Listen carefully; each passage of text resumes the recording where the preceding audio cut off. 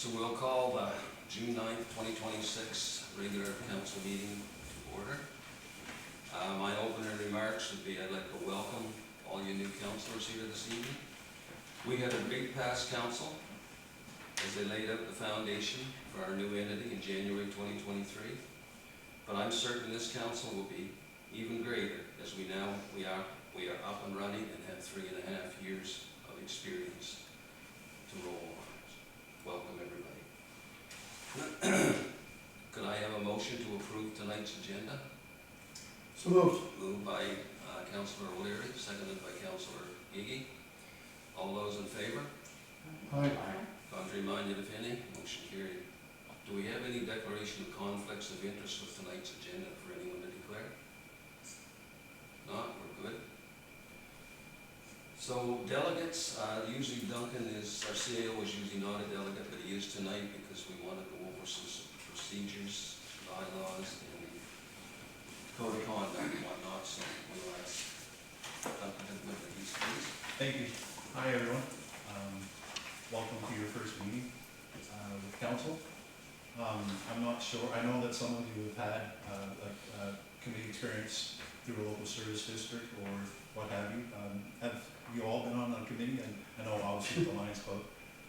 Anybody else have committee experience or anything along that line? Yeah. I've been to some rec council meetings. Okay, perfect, yeah. So in front of you, you have two bylaws, the procedural bylaw and the code of conduct bylaw. I'm not going to go through these too heavy, it's more of an overview. The procedural bylaw for council is an overview of the process of council in meetings. It sets the dates of the meetings and the process of the meetings, just a little bit on voting of the meetings. When you get heavily into votes on bylaws, we rely on something called Robert's Rules of Order. I don't know if everybody's heard of that. You'll all be receiving a copy at the next meeting. But basically, that's what the procedural bylaw is.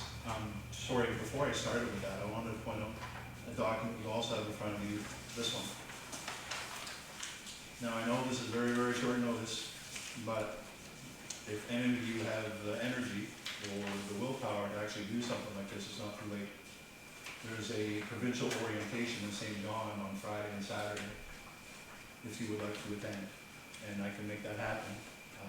The province will help us get you registered if it's something that you would like to do. It's not mandatory.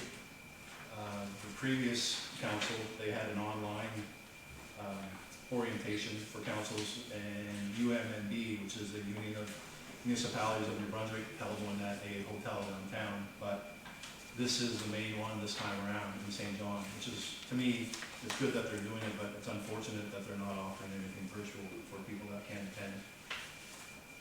My hope, and if no one wants to attend this, my desire is to provide you orientation locally here in the office.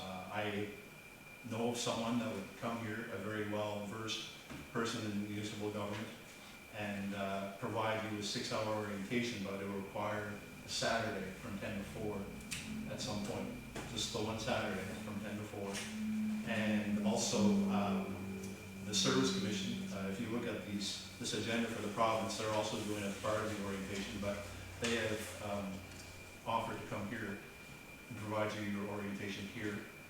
And the Right to Information and Protection of Privacy Act, part of the orientation, we have a specialist on staff, Ashley Jensen, is very well versed in RTIPA, so she would do that portion for you here. So my offer to you is that we could do this locally, and it would be more interactive, I believe, and you'd be able to ask lots of questions, whereas in St. John, like, I don't know how many people are attending of all the municipalities in the province, but it could be quite busy. So if you're open to that, I would like to do that, but it does require a Saturday at some point in the near future. So what do you all think? I prefer Saturday here. Obviously depending on when the schedule is for that Saturday, but I would try to organize that so we could all be in attendance, if that sounds okay. Okay. Okay, great. I'll move on with the procedural bylaw then. So there's two papers for the procedural bylaw. There's a main bylaw, and then there's a sheet in behind there, bylaw number A-5.1. This is an amendment, because we had to amend the dates of the council meetings. Initially, they were on the first and third Tuesday of the month, but we ended up moving them to the second and the fourth Tuesday of each month. Council meets once in July for the second Tuesday, and then they don't meet again until the fourth Tuesday in August, so there's like a 6-week window in between meetings. And then in December, you meet once for the second Tuesday in December, and then it's Christmas break, and you'll meet again until January.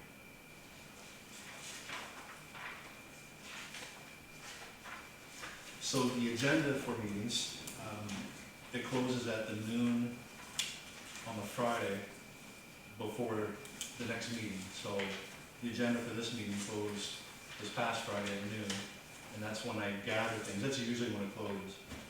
Depending on how much we have for the agenda, for council, I do leave it open until Monday because I have to post the agenda on Mondays.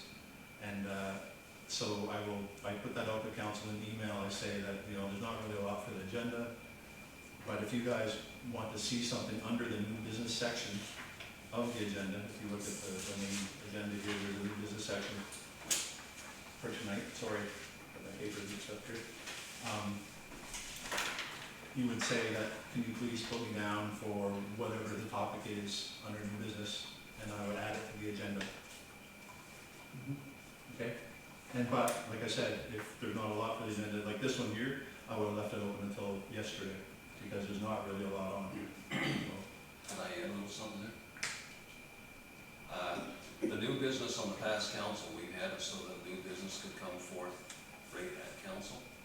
But what happened to that, it blindsides some of the councilors. They're not prepared to think about it or look into it. So we would like this council, if it would be put forth, as our CAO says, either Friday or Monday, whatever the day he prefers.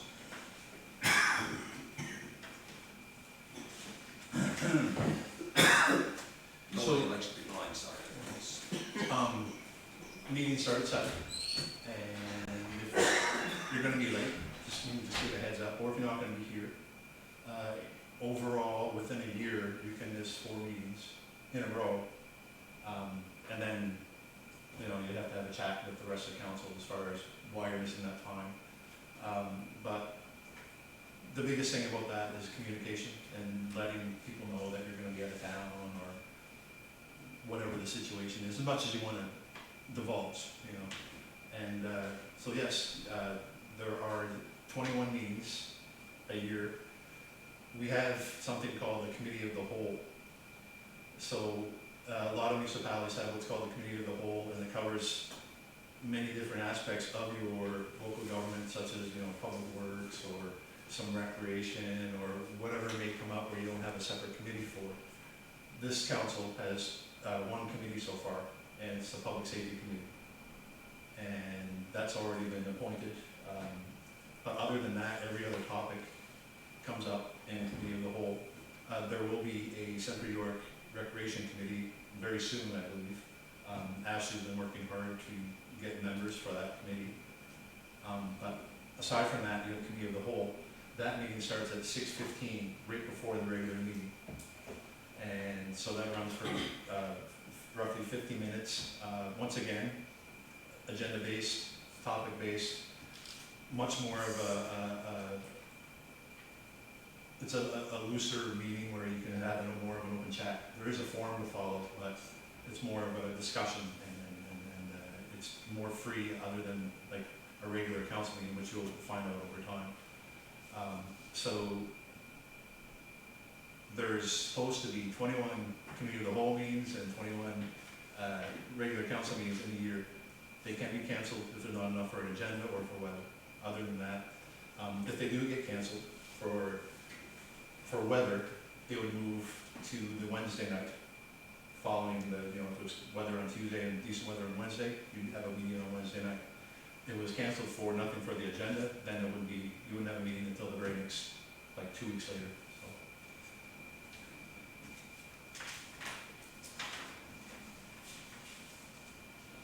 So basically, did anybody read these through? Just out of curiosity, not that you had to, but, you know, you had a good look at them. So you can kind of get a sense of the flow of the meeting, a little bit, like it is just an overview. Everything comes in time. You know, it's a learning curve being on council, and there's a lot to learn, you know, you don't expect it all to happen overnight, and, you know, you learn new things each meeting, every day, so. Minutes, so minutes, are, obviously, we take minutes for every committee meeting and, council meeting. And, at the moment, unfortunately, I don't have a minute taker anymore, so I'm doing minutes, which is, I haven't done these in a long time, but I'm relying on technology to assist me, so see how that goes for the first time around. Let me see here, what else can I review? Other than that, that's, you know, it gives you the, just the overview, like I said, the flow of the meeting.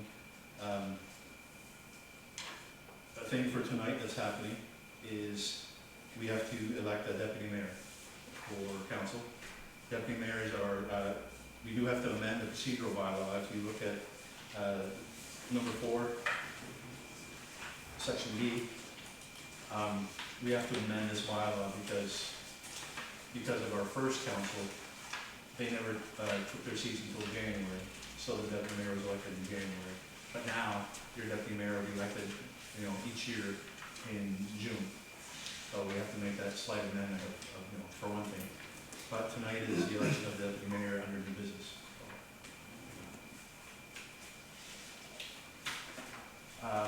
Quorums for our meetings, we have 8 council members, so your quorum is 5 people. It's half plus 1, that's how you figure out your quorum. If there's not a quorum for a meeting, it's canceled. But then potentially it would be on the Wednesday night if that happened. We do not stream our meetings, we record and then post. I can't tell you exactly why we don't stream them. It requires a lot of help. I guess you'd have to have another staff member overseeing the streaming of the meeting, but I think it works well that we record and post. And I try my best, I do that. I try my best to get them out by the Friday if I can. But other than that, you see, that's your procedural bylaw. I don't know if anybody has any just specific questions as far as. I have a question. Okay, feel free. So you said, you talked about public safety committee has already been appointed. Yes. So who appoints it, The mayor. and who's on it? It's approved by council after I appoint it. Okay. So, who's all on it? There's various members. There's only one council member, former council member that is on there. I don't know if they're remaining on there, but it's made up of, for public safety, it's a gentleman from NB Power. There's a doctor, a former retired physician. There's an RCMP officer. Yes, RCMP. There's, what was the cloud, EMO. Yeah, and Each fire chief is needed. there's delegates, like kind of like a behind the scenes delegate, like fire chiefs. There's somebody else, sorry, can't remember at the moment. But then there's your appointed council member. So that has to happen for the public safety committee now, is that there has to be another council member appointed to be on that committee. We will have to tweak it Yeah. to get council member, some council member on it, so. And their meetings are the same days, ours just 45 No, minutes. they make their own meeting. Like it's usually on a Thursday night, once a month, if that, just depends. Right now, we're working to finish up our emergency plan for the community and the evacuation policy.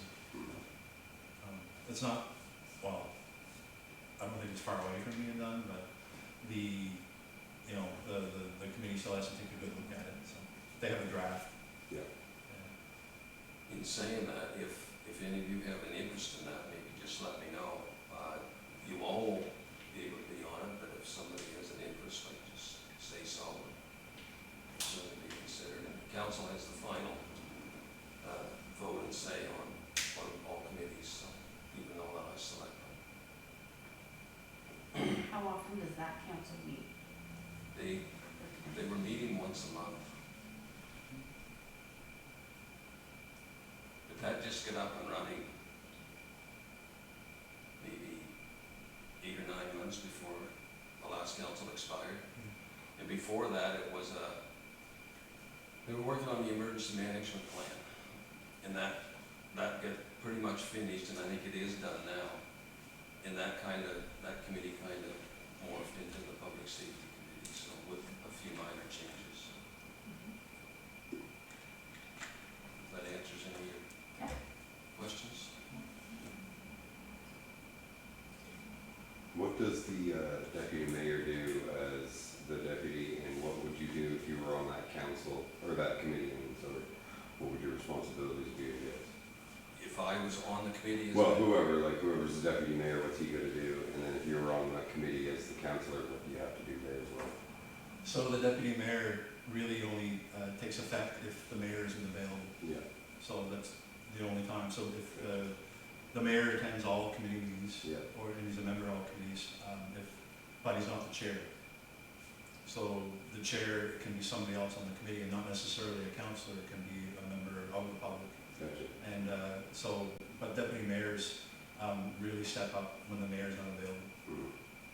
And if you're on that committee, do you just go and you're just there? Is that how that works? If you're a deputy mayor, you don't have to. No, Oh, so sorry. whoever we decide is gonna be there Yes. for a committee, Yeah. the committee meetings once a month, what do they have to do there? you're part of the committee. Yes. Okay, so you're a member of the committee, and you're, Share your knowledge Yeah. on the committee.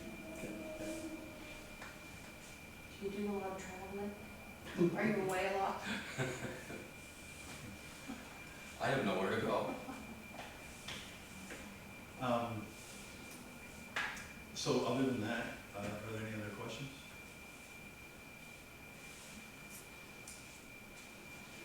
I guess the only other thing to point out, and for everybody, is that, so when it comes to a motion, and if there's any discussion around the motion, please raise your hand to be addressed by the mayor, just to ask the question or make a statement or whatever it may be at that time.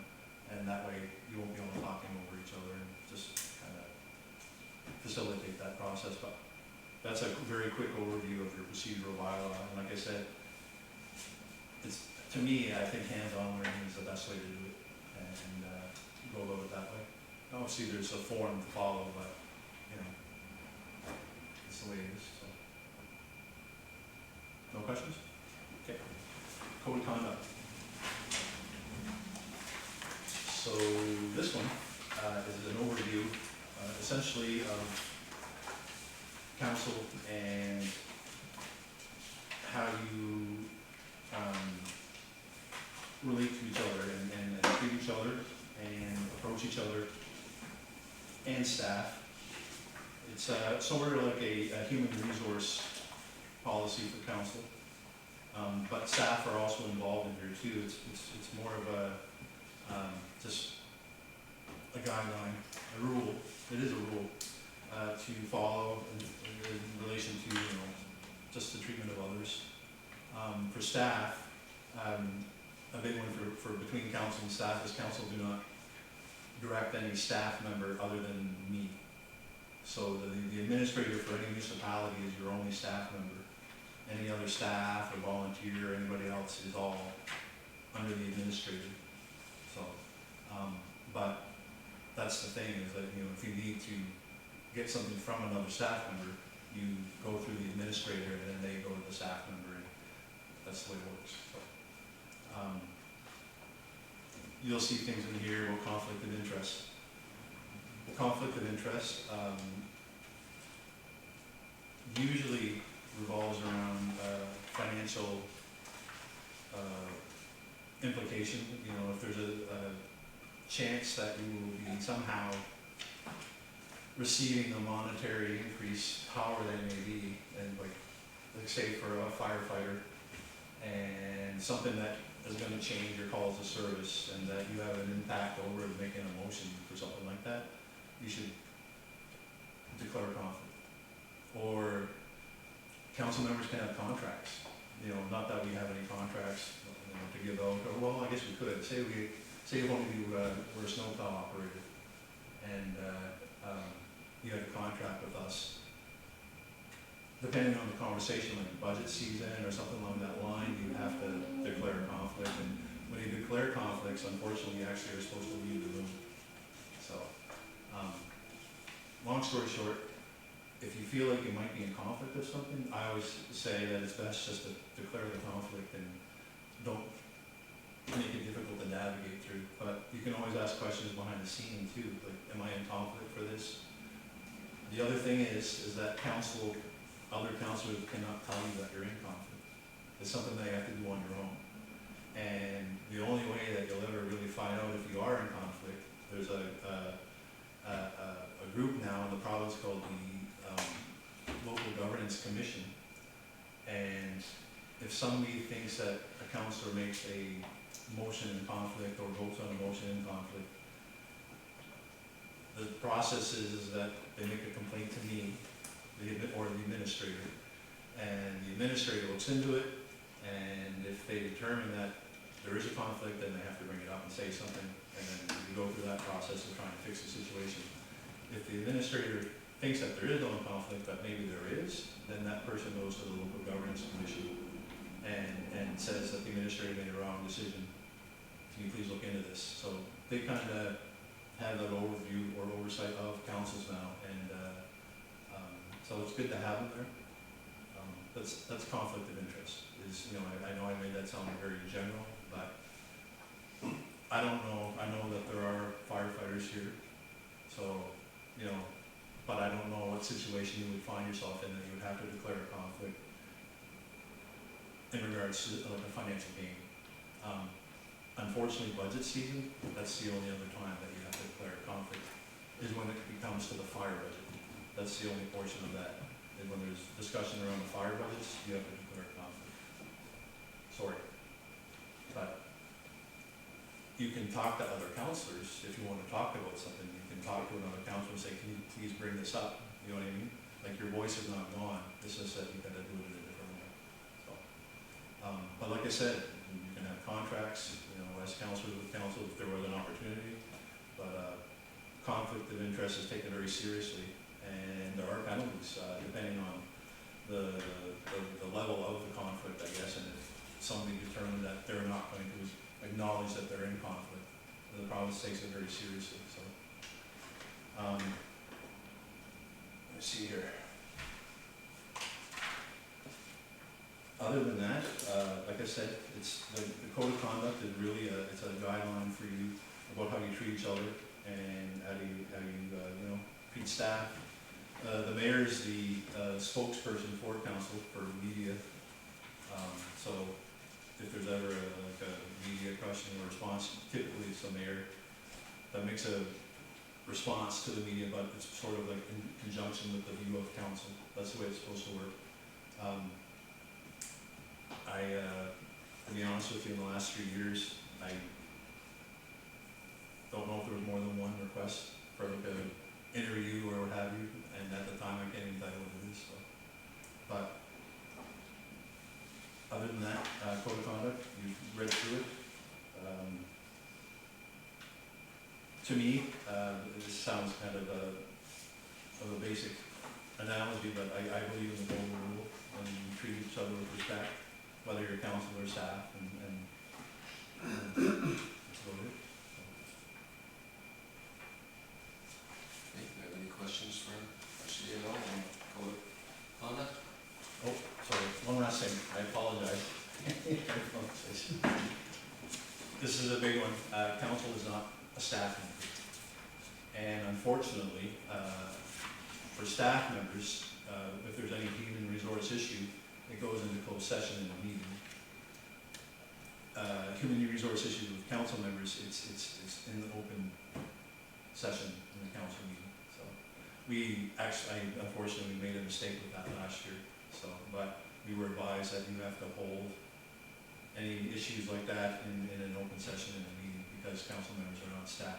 So that moving forward, that's how the process will work. And moving forward, I we probably won't even have any issues, so. Or you, not me. Sorry. You're council, I am not. We all good with that info? Okay. Okay, thank you. And I will, but nobody has any interest in going to St. John this weekend, right? I got plans both those days, unfortunately. Yeah, me That's too. all right. Yeah. I did Friday night and Like I said, Saturday night. It's very short notice, but, Friday's yeah, my birthday, and the opportunity was there, so. Just go back to nurse and take for some vacation. You have to do both days really for it to be, no. Okay. Thank you. Thank you. Could I have a motion to approve the previous meeting minutes of April 28th, 26? I assume everybody has skimmed over them and read them. Moved by Councillor K. Brewer, seconded by Councillor W. Brewer. It's gonna be fun. Any questions on those meeting minutes? I have just a little question. I just see here that we have first, second, third reading. Is that how all these bylaws would work? Would have to go through three? Bylaws would have first, second, third readings, yes. But regular motions do not. Okay. Any other questions? If not, all those in favor? Contrary minded, if any? Motion carried. Any business arising from the previous meeting minutes of April the 28th? Anything that comes to your attention?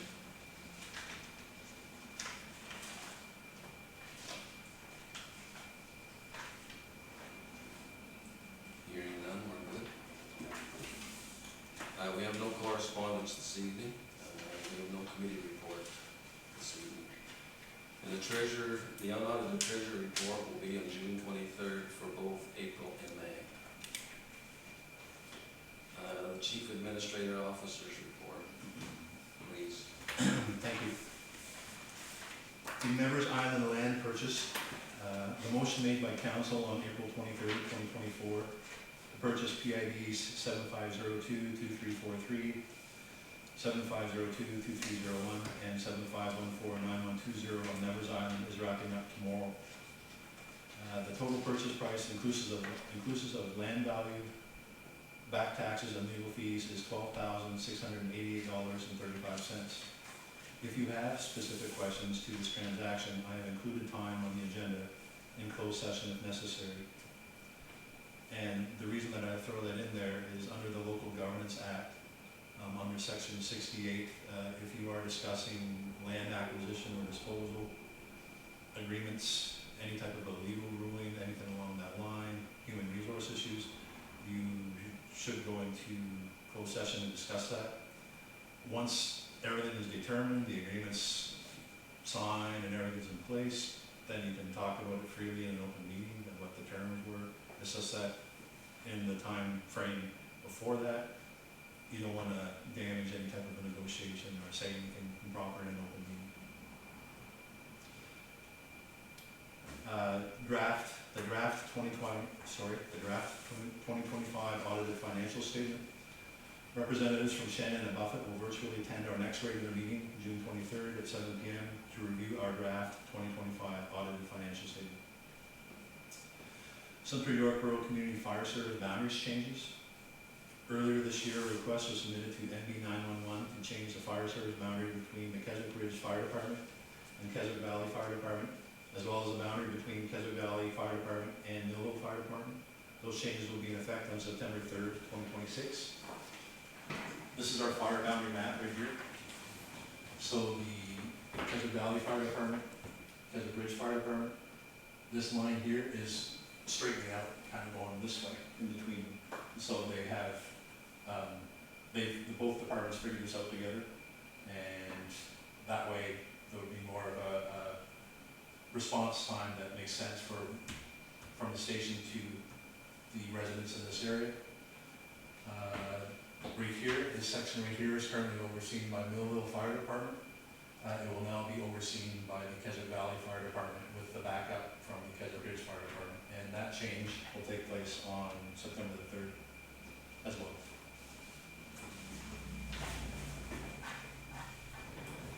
Circular materials. Our recycling in Central York is overseen by Circular Materials. The actual recycling is picked up by Firo, but that's on behalf of Circular Materials. They have changed their program as of September the 1st, 2026. They will be picking up bi-weekly instead of just once a month, so I think that'll make a lot of residents happy. Thank you. Okay, thank you. Could I have a motion to accept the CAO's report? Moved by Kay Brewer, seconded by Councillor Kay Brewer, seconded by Councillor Shepherd. Any questions on the CAO report?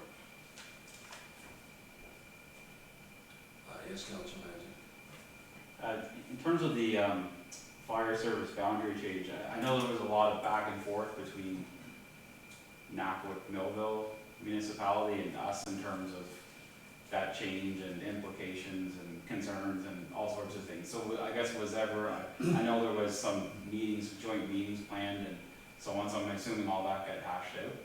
It's still in process. So we have, council has discontinued the fire services agreement. They've been notified, but also in their hands is what we're calling a working agreement with Nackwick Millville, specifically the Millville Fire Department. And it's a sort of a partnership with the valley to cooperative training, other items like that, and there is a financial aspect to that agreement as well. Whereas the previous fire services agreement for the oversight in that area of Crab Mountain for 2025 was roughly $65,000 to Nackwick Millville for that service of oversight. But this working agreement has a financial aspect too, and it's in their hands. And I'm supposed to meet with their CAO to come up with the draft. And once the draft is ready, then she brings it to her council, or your council, I should say, sorry. And I bring it to our council for you both to have a look at it and go from there. So that's where that's at. Okay, perfect. So you're pretty confident that that'll get worked out? I really hope so.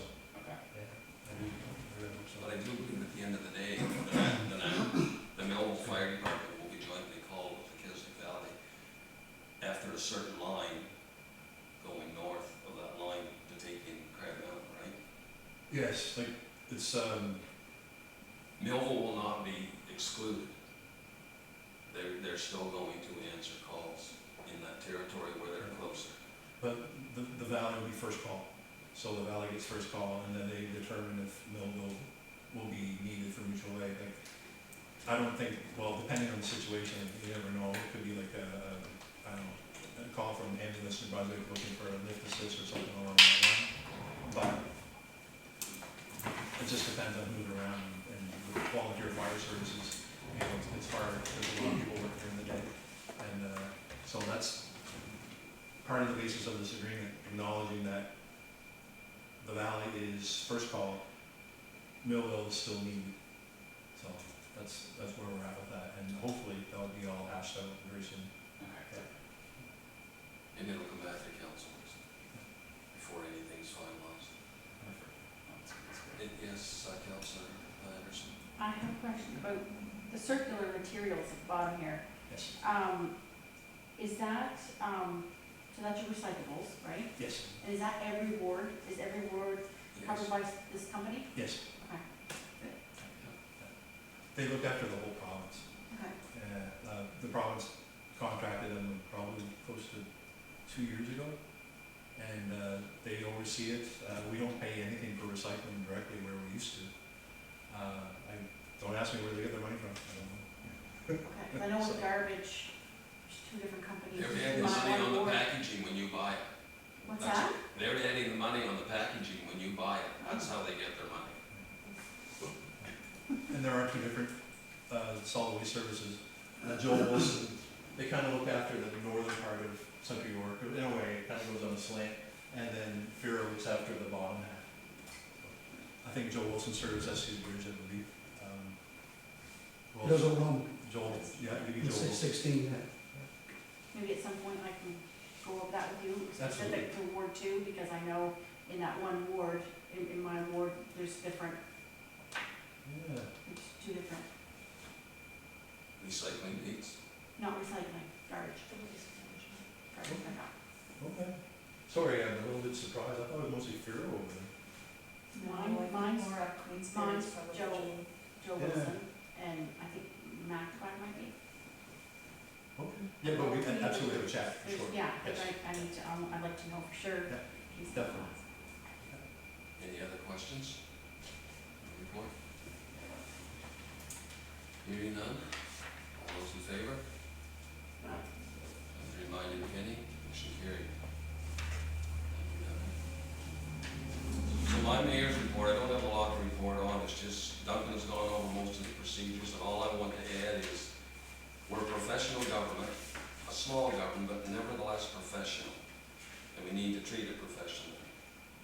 Each ward theoretically has 2 counselors, you and myself, to bring ward concerns to council. When we gather as councilors here, we represent the entire population of Central York. And I think that's, to me, that's just something we always need to keep in mind here, work for the benefit of all residents at the end of the day. And that's my report, and I also I move to accept my report. We have a seconder, seconded by Councilor O'Leary. Any questions on my report? All those in favor? Contrary minded, if any, motion carried. So we'll move on to new business, the election of deputy mayor, and we can nominate, anyone can nominate. I'd like to start the nomination. I'd like to nominate Councilor Wendy Brewer. She's been here for 3.5 years, and she carries a fair bit of experience from council for being here in that length of time, along with the local service district that she represented on for 10 years. So anyway, that's the nomination I would carry forth. So I'll call for nominations 3 more times. If someone has someone else I'd like to nominate. So any further nominations? Any further nominations? Any further nominations? You can only nominate someone else. You nominate yourself. You can nominate yourself or anyone else. I'll nominate myself. Okay? You're making an official nomination then for you to be. Yes. Okay? Yeah. You just made it. It's only Just first made it. strike. So that was the last call. That was the 3rd call for nominations. So now we I'm gonna get some need balance. to ballot. I'm gonna get some balance. Just give me a couple of moments here, and then we'll figure this out. I'll pass them out. We don't know previous speeches or anything, or Oh, do you want speech? Yeah. usually do. Yeah, sure. Okay. Wendy Brewer, Ward 3. Always active in my community. Do have lots of experience with government, from LSD days, steering committee days to get this up and running, and the older proposed one, go hold it down. I've worked with government for the last 20 years, well versed in all 3 levels of government. So I'm sure I can be Steve, although he never takes a day away. I'm sure I can get up and do what I need to do. Aileen Anderson, Ward 2. I probably don't have as much government experience as Wendy, but I have experience in leadership roles.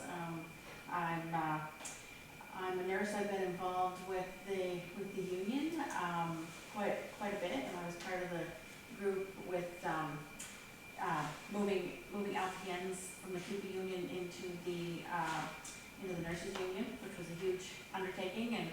And I've organized, for 10 years, I've organized medical mission trips to Haiti and having doctors, nurses, pharmacists, and organizing that. And so that were some of my leadership roles. And this would obviously be a newer task, but I'd be willing to learn the role. Thank you. Anybody need a pen now? Yeah. It's okay, so I get the wrong one, I'll break it off. I'll need a pen. You need a pen? You put, oh, you have to put down first name, once you, because we got two growers and one of them get one Anderson. Well, Well, I'm we not- only have two nominations. Only two nominations, so. Councillor Anderson and Councillor W. Brewer. Okay, no, so I mean, if you just put down growers, you might stand up and say, hello. She wasn't nominated. I wasn't nominated.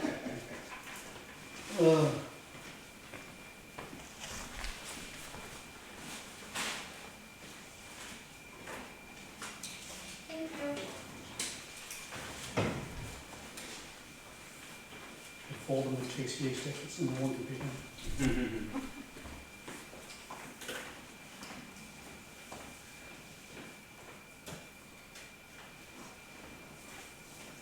Mayor votes? Oh, because you nominated. Just to clear things up, there's 8 votes here.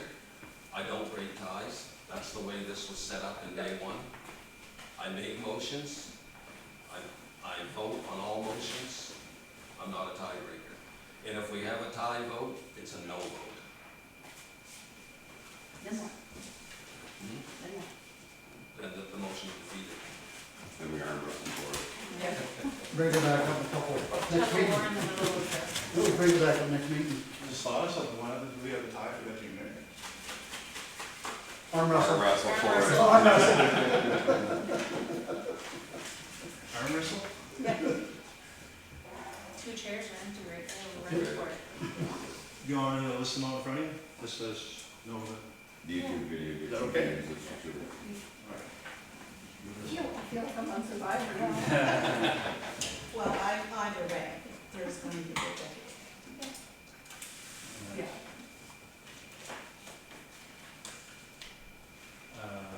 Wendy?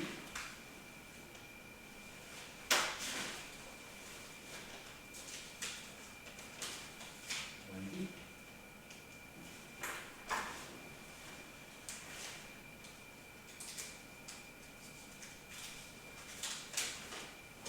Eileen?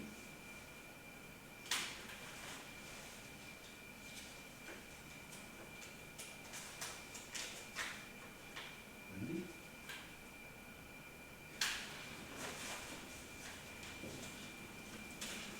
Eileen?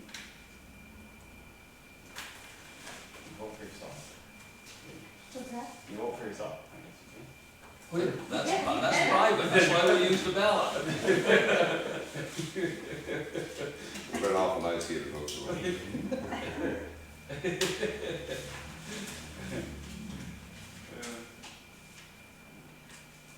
Five for Wendy, 3 for Eileen. Congratulations. Congratulations, Deputy Mayor, Thank you. and thank you, Aileen, for offering. you can do it again in a year, right? Yeah. 1 year, When the year's up, June. if we're still here.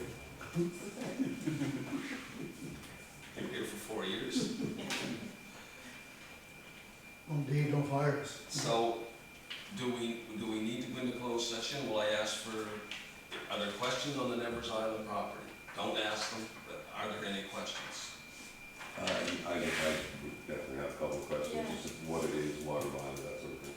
Okay, could I have someone make a motion that we move into closed session? Yeah, make a motion. I'll make a motion. Moved by Councillor Manzer, do I have a second? Seconded by Councillor Shepherd. All those in favor? Motion carried.